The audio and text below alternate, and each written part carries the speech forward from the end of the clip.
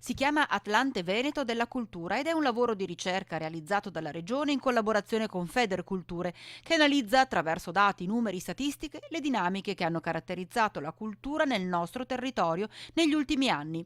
Il Veneto, tanto quanto e forse più l'intero territorio nazionale, si presenta come una regione ad alta densità di beni culturali e patrimonio cosiddetto immateriale.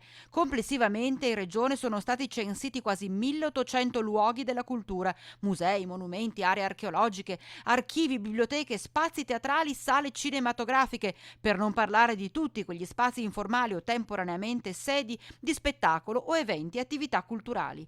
Questa dotazione è sostanzialmente distribuita nel territorio e non evidenzia grandi disparità tra le diverse province.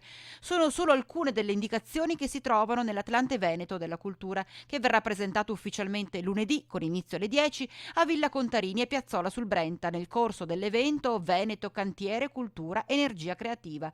Ad aprire i lavori sarà Maria Teresa De Gregorio, direttore del Dipartimento Cultura della Regione, tra i relatori anche l'assessore alla cultura della Regione Veneto Marino Zorzato.